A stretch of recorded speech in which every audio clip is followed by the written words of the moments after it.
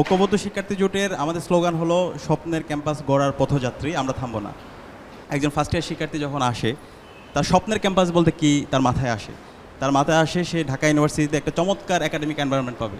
আর বিশ্ববিদ্যালয়ের মূল কাজটা হচ্ছে এটা, জ্ঞানের উৎপাদন করা, জ্ঞান বিতরণ করা।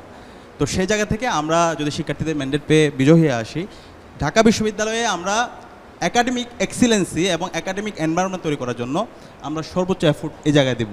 এবং এই বিশ্ববিদ্যালয়ে যদি আমরা দেখি, আমাদের গবেষণা খাতে যদি আমরা বাজেট দেখি, এই বছর সর্বোচ্চ 2% বাজেট দেওয়া হয়েছে। যদি আমরা আমাদের পার্শ্ববর্তী রাষ্ট্র অথবা বিশ্বের বড় বড় যে ইউনিভার্সিটিগুলো আছে সেখানে দেখি, মূল বাজেটের 20%, 22%, ইভেন 28% পর্যন্ত ওইখানে বাজেট দেওয়া হয়।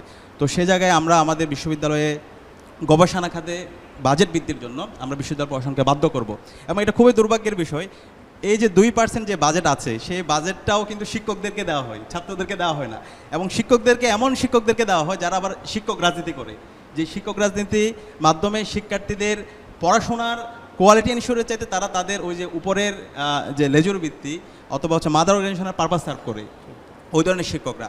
এবং এর পাশাপাশি আমরা যে বলছি স্বপ্নের ক্যাম্পাস, স্বপ্নের ক্যাম্পাসে একজন শিক্ষার্থী এসে প্রথম বর্ষ থেকে তার আবাসন সংকট থাকবে না। সে সুন্দর একটা তার হচ্ছে খাট থাকবে, টেবিল থাকবে, তার খাদ্যের নিরাপত্তা থাকবে, তার স্বাস্থ্যের নিরাপত্তা থাকবে, বিশেষ সার্বিক নিরাপত্তা থাকবে। এবং এর পাশাপাশি আমাদের এটা খুব কষ্ট লাগে, আজকে আমাদের বিশ্ববিদ্যালয় 100 বছর পার করছি, স্বাধীনতার আজকে 5 দশক পার হচ্ছে, আজকে আমাদের ছাত্রী যারা আছে তাদের জন্য আমরা আবাসন নিশ্চিত করতে পারিনি।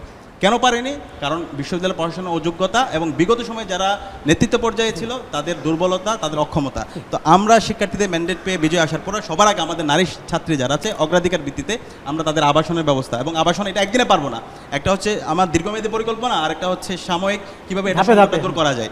এবং একই সাথে আমাদের এই ক্যাম্পাসটাকে নারী বান্ধব ক্যাম্পাস, নারীদের নিরাপত্তা এনশিওর করা। অসংখ্য সমস্যার মধ্যে দিয়ে আমাদের এই ছাত্রীরা যায়, এই সকল সমস্যাগুলো আমরা অ্যাড্রেস করব। পাশাপাশি স্বাস্থ্যের নিরাপত্তাটা সবচেয়ে গুরুত্বপূর্ণ আমাদের জন্য। পুরো রোডম্যাপটা আমাদের আছে। তো সব মিলিয়ে আমরা বিশ্ববিদ্যালয় প্রশাসনকে 63 দফা সংস্কার প্রস্তাবনা দিয়েছিলাম, সেখানে সকল বিষয়গুলো ছিল। বিশ্ববিদ্যালয় প্রশাসন আমরা চেয়েছিলাম বিশ্ববিদ্যালয় প্রশাসনকে বাধ্য করব, কিন্তু তারা এই জায়গায় কোঅপারেশন করে নাই। তো সেই জায়গা থেকে আমাদের জায়গা থেকে গত 1 বছর জুড়ে শিক্ষার্থী বান্ধব, ছাত্র বান্ধব এই সকল কাজের সাথে আমরা জড়িত ছিলাম, এবং আমরা প্রমাণ করেছি কিভাবে শিক্ষার্থীদের জন্য কাজ করতে হয়। আমরা আশা করছি শিক্ষার্থীরা আমাদের নেতৃত্বের যোগ্যতা, আমাদের সততা, আমাদের দক্ষতার মাধ্যমে আমাদেরকে যখন ম্যান্ডেট দিয়ে তারা যখন বিজয় করে নিয়ে আসবে, শিক্ষার্থীদের যে আকাঙ্ক্ষা, সেই আকাঙ্ক্ষাটা আমরা পূরণ করবো, যেটা বিগত 100 বছর হয় না, অথবা স্বাধীনতা। আমি তো মেঘমলার কাছে যাই।